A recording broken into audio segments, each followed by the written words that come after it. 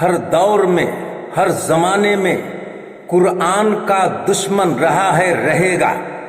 کبھی تو قرآن کریم کا دشمن آیا ہے نمرود کے شکل میں، کبھی تو قرآن کریم کا دشمن آیا ہے فرعون کے شکل میں، کبھی تو قرآن کریم کا دشمن آیا ہے شداد کے شکل میں، کبھی تو قرآن کریم کا دشمن آیا ہے شیبہ کے شکل میں، کبھی تو قرآن کریم کا دشمن آیا ہے ابو لہب کے شکل میں، کبھی تو قرآن کریم کا دشمن آیا ہے ابو جہل کے شکل میں، کبھی تو قرآن کریم کا دشمن آیا ہے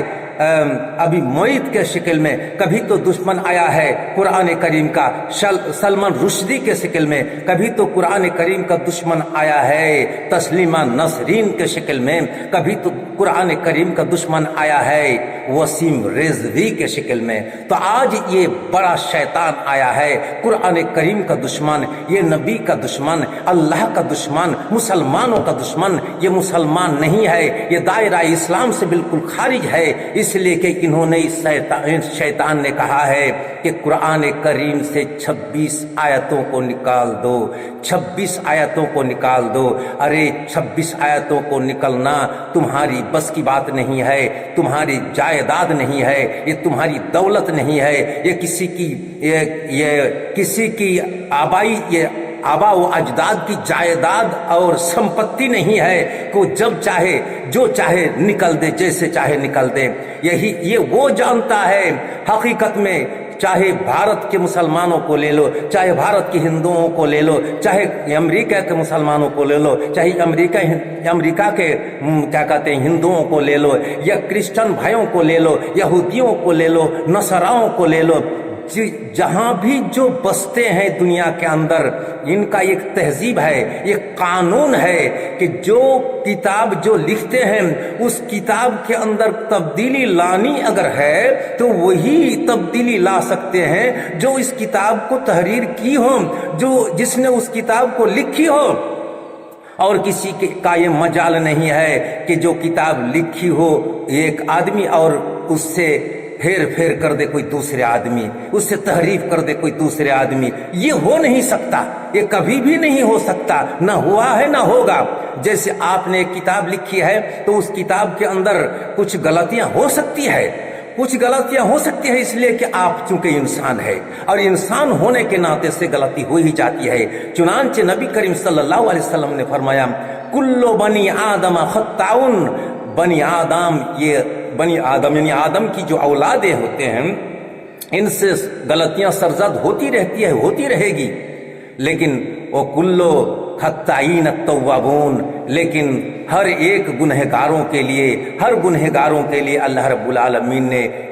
رب العالمین کے نبی نے یہ بھی تعین کر دیا ہے کہ ان کے لیے جب وہ توبہ خواہی ہوں گے، وہ جب اللہ کے دربار میں گڑ گڑائیں گے، جب روئیں گے دھوئیں گے اور اللہ سے گزارش کریں گے، اللہ سے اپلائی کریں گے، اللہ سے درخواست کریں گے، اللہ سے استغفار کریں گے، اللہ سے توبہ خواہی ہوں گے، تو اللہ رب العالمین ان کو معاف کر سکتے ہیں، معاف کر دے سکتے ہیں، معاف کریں گے،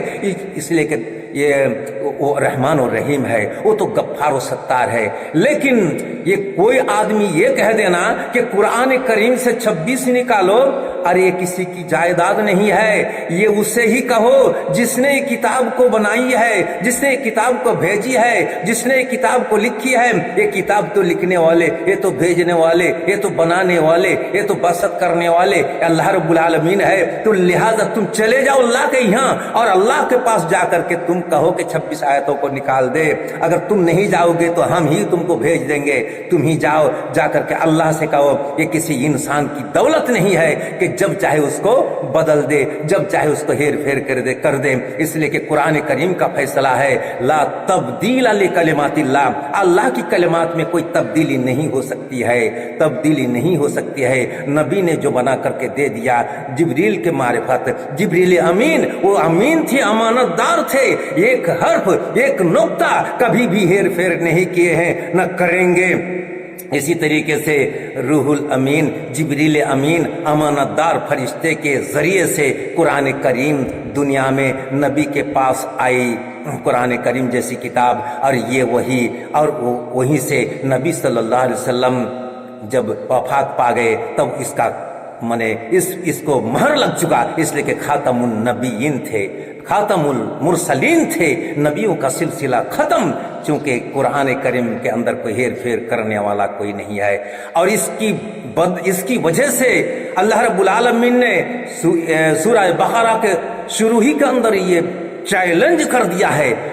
ذالک الکتاب لا ریب فیہ۔ ارے سلمان رشدی، تو بھی جان لے کہ تجھے چیلنج کرتا ہوں کہ اس کے اندر کوئی غلطی ہے تو کوئی مائے کا لال ہے تو دکھا دے۔ یہ چیلنج ہے، اس میں کوئی شک و شبہات کا کوئی رائبہ نہیں ہے، کوئی گنجائش ہی نہیں ہے اس کے اندر۔ تو بعید کی بات ہے، تسلیم نسرین تو بعید کی بات ہے۔ اور یہ جو ہے یہ کیا کہتے ہیں وسیم رضوی، خاص کر کے وسیم رضوی کو کہتا ہوں کہ کوئی مائی کا لال نہیں ہے کہ اس کے اندر کوئی غلطی نہ کبھی نکل سکتا ہے نہ نکالے گا۔ چنانچہ اسی طریقے سے اگر اس کو اگر سخت سے سخت کوئی سزا نہ دی جائے، اس کو اگر سخت سے سخت اس کی پیچھے پابندی نہ لگائی جائے، تو آج جیسے کہا ہے کہ اس کے اندر 26 کو نکال دو، کل کہیں گے تورات سے نکال دو 26، پرسوں کہیں گے انجیل سے 26 نکال دو، ترسوں کہیں گے کہ زبور سے نکال دو 26، اس کے بعد پھر کہیں گے قرآن سے 26 نکال دو، اس کے بعد کہیں گے وید سے 26 نکال دو۔ ایسے کرتے کرتے اس کا حوصلہ بڑھ جائے گا اور یہ آدمیت سے نکل جائیں گے، انسانیت کے دائرے سے وہ نکل جائیں گے۔ لہٰذا میں ہر مسلمان کو، ہر ہندو بھائیوں کو، ہر سماجک لوگوں کو یہ کہتا ہوں، یہ درخواست کرتا ہوں کہ آئیے اس کے پیچھے سب مل جل کر کے لڑے، اور لڑ کر کے اس کو بالکل سخت سے سخت سزا کی اپیل کرے کورٹ میں، تاکہ اس کو سخت سے سخت سزا دے کر کے یہ اس بات سے اس کو توبہ کرایا جائے۔ اور توبہ کرنے سے کیا ہوگا؟ وہ تو اسلام کے دائرے سے خارج ہے، وہ تو مسلمان ہی نہیں ہے۔ جو قرآن کو وشواس نہ کرے، یہ تو اللہ کے کلام پر شک ہے، نبی پر شک ہے، صحابہ پر شک ہے، حضرت علی رضی اللہ تعالیٰ عنہ، حضرت عمر فاروق رضی اللہ تعالیٰ عنہ، حضرت ابو بکر رضی اللہ تعالیٰ عنہ، ان پر شک ہے۔ تو ان پر جو شک کرے، نبی پر جو شک کرے، جبریل امین پر شک کرے، الہ العالمین پر شک کرے، تو وہ مسلمان کیسے رہ سکتا ہے؟ وہ حقیقت میں مسلمان کہنے کے لائق ہی نہیں ہے، اس لیے کہ قرآن خود چیلنج کرتا ہے، ذالک الکتاب لا ریب فیہ، اس میں کوئی شک و شبہات کی بات نہیں ہے، شروع ہی میں کہہ دیا قرآن نے۔ اور اس کے باوجود وہ کہتا ہے اس میں شک ہے، اس کو نکالا جائے، تجھے ہی نکلنا پڑے گا دنیا سے، اور باقی قرآن کے اندر جو کا تو ہے۔ اس لیے کہ قرآن کریم ایک ایسی کتاب ہے، اس کے اندر ایک نہیں دو نہیں بلکہ ہزاروں ہزار لاکھوں لاکھ انسان کے سینے میں قرآن کریم ہے۔ اگر تو قرآن کے پتے سے نکال دے گا تو سینے سے کون نکالے گا؟ سینے میں تو حفاظت کرنے والا الہ العالمین ہے۔ قرآن کریم کے اندر اللہ رب العالمین کا ارشاد ہے، انا نحن نزلنا الذکر وانا له لحافظون۔ یہ قرآن کریم کو جیسے ہم نے اتاری ہے، یہ کتاب کو جیسے ہم نے اتاری ہے، اس کی حفاظت ہم ہی کریں گے۔ چنانچہ ہم سبھی مسلمانوں سے، یہودی بھائیوں سے، نصارہ بھائیوں سے، ہندو بھائیوں سے گزارش کرتے ہیں کہ آئیے ہم ایک ساتھ ان کا مقابلہ کریں۔ وما علینا الا البلاغ۔ السلام علیکم ورحمۃ اللہ وبرکاتہ۔